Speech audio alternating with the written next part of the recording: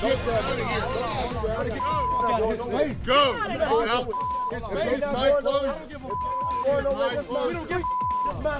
a public street. Tonight, a brawl over Bones. Our cameras captured onlookers clashing while crews work to remove what's left of Richmond's last Confederate monument. Plus, fears another car could come crashing into a home. Hear from residents tonight of Richmond's north side, desperate for drivers to slow down, and a city leader who agrees. Plus, the surprise of a lifetime. See the moment a 4-year-old girl with cancer is gifted a trip to Disney World.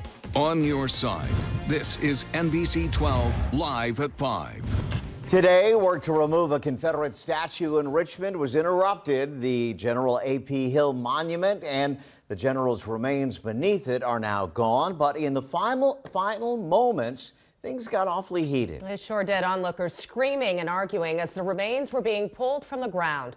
Riley Wyant was there for all of this and joins us now live at 5 from the city's north side. So Riley, tell us what happened out there. Well, Makia, Kurt, very intense out here earlier today. At one point, one of the closest collateral descendants of A.P. Hill actually climbed out of the gravesite to engage with these onlookers who were screaming and begging them to stop interrupting the process. Yeah, come on over here. Come on over here and get some. Come on over here and get some. Come on over here and get some. It all started when a few gentlemen started engaging with the men standing in the jackets that had Confederate flags on the back. Both parties visibly upset with one another. Passionate conversation escalated to anger and frustration, causing the removal crew to stop. One worker even walked over to try to kick folks out. From there, things only got more intense in the midst of the remains being pulled from the grave. There was a lot of adrenaline rushing on both sides. I thought that it was out of place, honestly, for what was actually going on at the moment. It didn't need to happen the way it did, but it did, and it escalated pretty abruptly. So at the end of the day, how can we have peace and unity if we're still divided? And I just wanted to let them know, basically, like, y'all my brothers just as anyone else, but some people couldn't take it. They didn't like the fact that I started speaking facts, and they approached me in a more of aggressive way. Police remained on scene, having to separate some people. Some officers even showed up in full military gear and rifles. However, about an hour of fiery back and forth, things did fizzle out about an hour after that. Now, as for what lies ahead, I am told by Public Works here in Richmond that this intersection here at Hermitage Road and Laburnum will remain closed until tomorrow. That is when the paving is set to begin to pave over what once was the A.P. Hill Monument. For now, live at 5 in Northside, Riley Wyant, NBC 12 News. Thanks, Riley. And staying on Richmond's north side, some residents rallied together during last night's city council meeting. They're worried about this. We introduced you to Marilyn Joyner earlier this year. Her front porch was destroyed twice within 9 months. The city installed safety measures in September to slow down the drivers going past her place, but she and neighbors fear it will happen again. AJ Nwoko joining us live at 5 from Montero Street. AJ, what is the city saying about this problem now? Yeah, hey Kurt, you can actually see where I am now, just across the street. Marilyn Joyner is in the process of putting her front porch back on. The damage to her home prompted the city about 3 months ago to install 2 rumble strips on the First Street Bridge entering her neighborhood to slow cars down. But neighbors say that it's done absolutely nothing to do that, and the city councilor who resides over this district agrees. Now, yesterday, Joyner joined a couple of her neighbors, and they all talked about how they are fearing for their lives just about every single day because of the speeding and crashes over the past several months.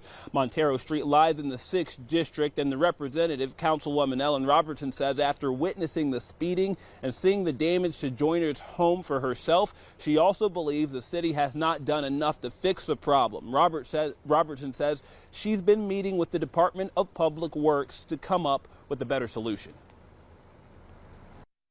But I agree with you. I think we need to look at that more critically based on the level of damage that I have seen done to your property more than several occasions. And we will be coming out there and putting our feet on the site and looking at what actually can be done. I'm really hopeful that they will pay more attention and give us this attention that we need to have maybe 3 humps on this block. Not just this block, but all the way down Montario, all the way down to the other curb. Now, I was out here earlier this afternoon monitoring the speeding myself with the radar, and I can tell you after just about 10 minutes, I saw many cars going well above the posted 15-mile-an-hour speed limit over the bridge near Joyner's home, and some cars even topped 35 miles an hour. Now, coming up live and on your side at 6, you'll hear more from Joyner and her neighbors about the solutions they say would be most effective to really put a damper on the speeding here and prevent a lot of these crashes. But that'll do it for us now. Live at 5 on Richmond's north side. AJ Nwoko, NBC 12. Thanks, AJ. We're also working to learn more about a deadly crash on I-64 out of Goochland. One person has died, another seriously hurt.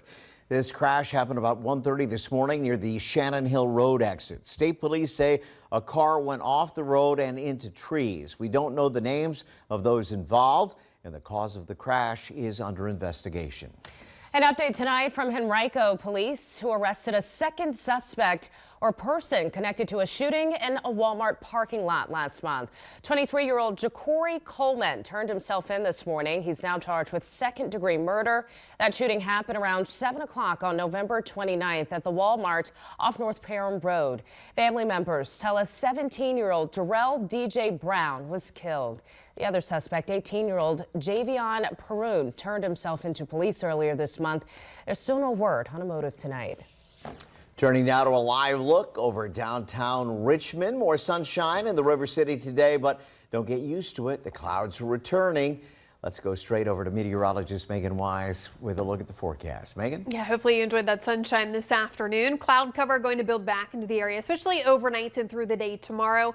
And we do have a first alert weather day for Thursday morning. This is not for everyone. This is mainly focused towards our far western counties and northwestern counties. We're going to be watching for a brief period of some freezing rain possible. So please use some caution if you're up towards Louisa County, Fluvanna County, up towards western Goochland County, and even Cumberland County, where we're going to be seeing the rain move on in, but with temperatures below freezing, we'll have to watch for some icy spots.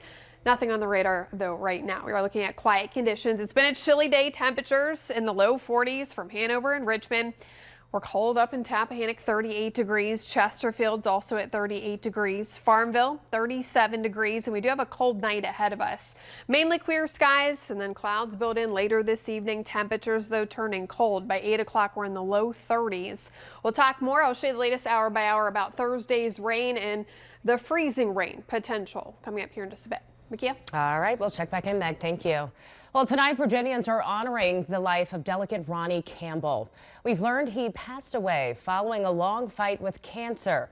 Campbell represented Virginia's 24th congressional district for nearly 3 years, which covers Rockbridge and Bath counties. Governor Glenn Youngkin ordered flags to fly at half-staff through tomorrow in Campbell's honor.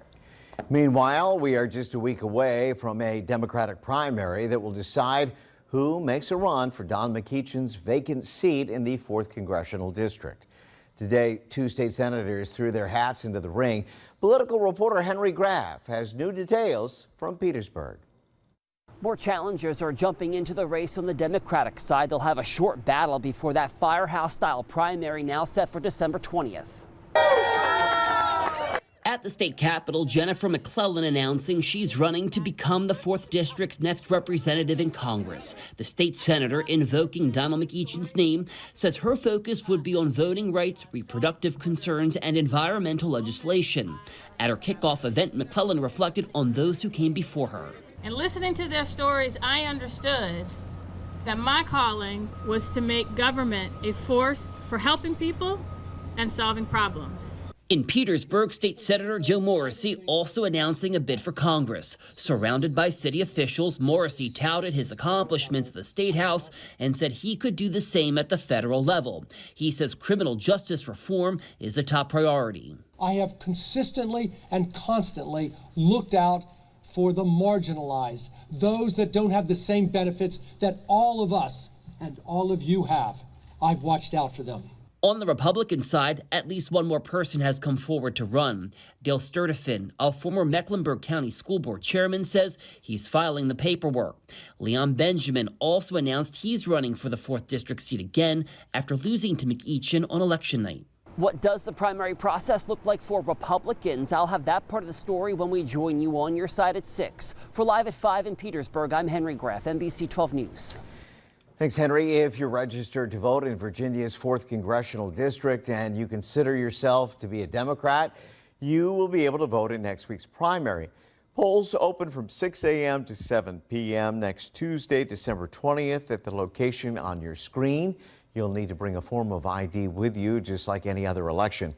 We've posted a list of candidates and voting locations on NBC12.com. Henrico Police tonight looking to recruit more women. It's all part of the 30 by 30 initiative.